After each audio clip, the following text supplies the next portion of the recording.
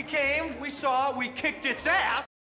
Matt, congratulations on a really funny and actually very perceptive film as well. Thank you, thanks. And of course you wrote as well as directing it. So with a satire on social media like this, I wondered where the idea very first came from, or was it actually a person that it maybe came from? No, I unfortunately I don't know any Ingrids in real life, or that I know of. But it really came out of Dave, my co-writer, and I were having lunch one day in LA, and we were talking about our own relationship with social media and how, you know, we have this kind of love-hate relationship with it, specifically Instagram, where, you know, we use it, send each other stuff all the time, but it also has the tendency to make us feel bad about ourselves. Like maybe we're, you know, brings out our insecurity and our sort of darker side that we maybe would not like to acknowledge. And so I think we were talking about the potential of a character or film that would allow us to pour all of our sort of conflicting feelings about social media into. And so that's where Ingrid came from. You've sort of touched on the sort of darker side there. Yeah. And there is a very sort of dark thread that runs through the film as well. Yeah. Tell me a bit more about that side of it. Well, I don't know. I think maybe I just have a sort of darker sense of humor. But I, you know, I feel like there is a darker side to social media. You know, because it's this idea of like you only see what's in the frame, you know, but you know, people tend to leave the darker stuff or the blemishes outside the frame. And I don't know. I think it's a really weird, interesting thing that people do to kind of feel like they can't be themselves. You know, they have to be this different person, and show the world a perfect life. Yeah, yeah. And I'm more interested in the other stuff, and the stuff that people don't want to show. You know, and so we wanted to show both sides of it. You know, we wanted to show the happy, bright, sunny side of it, and then also that, you know, that there's a side of, you know, that comes out of like a loneliness or a craving for human connection.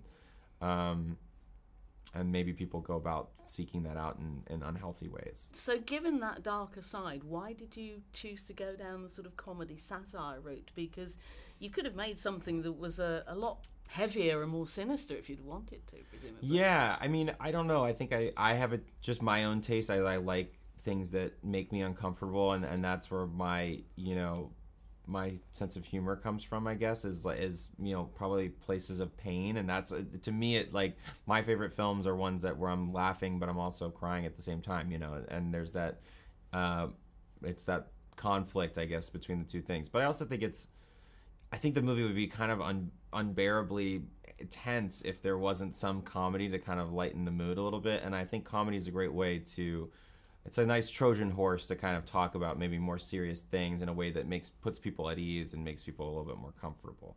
You mentioned earlier that you use Instagram. How much do you use social media, really? I don't post that much. I really... Because you've got a Twitter account, haven't you? And of course, I the do, film's got a yeah. Twitter account. I mean, it would have, wouldn't it? I know. I've been using it a lot to promote the film. I don't feel that comfortable posting that much, but I do post a lot of pictures of my dog on Instagram. You know, I'm like, Instagram's my favorite one because it's visual, and but I'm mostly a consumer of it. I don't post that much. So I can't see your phone anywhere, so you can't be that. Where is it? Oh, it's in my pocket. Presumably, you had some really strict rules about using mobile phones when the film was being made. I wish. I'm not quite at the Christopher Nolan level where I can demand, you know, everyone put their phones away, and you know. But yeah, I was easy to justify using my phone. You know, usually my girlfriend gets very annoyed when I'm on my phone all the time, but I was like, I'm doing research. You know, it's like, it's work. I have to. It's a great way of justifying. Yeah, exactly. It, so. That's why I made the film. Aubrey and Elizabeth are both absolutely terrific in their roles, and obviously they're crucial to the film. What sort of qualities did you feel that they brought to their respective roles?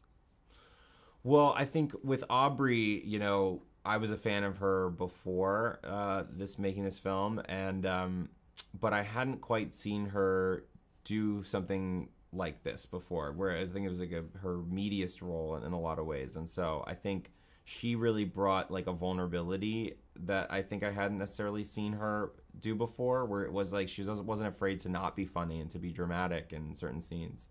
And with Lizzie, I feel like it was the exact opposite. I feel like I've seen her do a lot of dramatic stuff, but you know, I've seen her on talk shows and she's so light and fun and bubbly, and I wanted to show that side of her And I was hoping that she would be, willing to try something a little bit different and do something where she had to show her comedic side. And I've got to give a shout out to O'Shea Jackson Jr. as Dan, Ingrid's Yeah, you got to give it up. Batman to nut. Yeah. And I guess everybody knows a Batman freak. Is he based on anybody in particular? He's not based on you, is he? Probably a little bit me, yeah. Sadly, if there's any analog for me in the movie, it's probably him. But yeah, I mean, I'm a Batman nerd. He's probably my favorite superhero. But O'Shea actually brought a lot of himself to that part, and it was actually a weird coincidence that we wrote this whole character that's obsessed with Batman, and then once we cast him, we realized that he actually is obsessed with Batman in real life and refers to himself as Batman.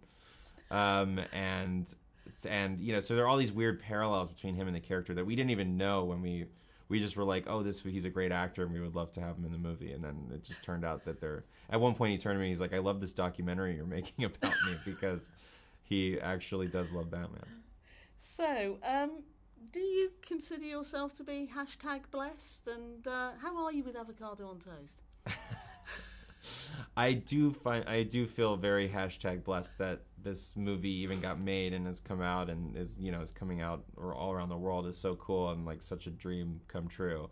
And yes, I do eat the occasional avocado toast. I am just as guilty as everybody else. I just don't post about it. Just the occasional. Just the occasional. You can't eat too much avocado.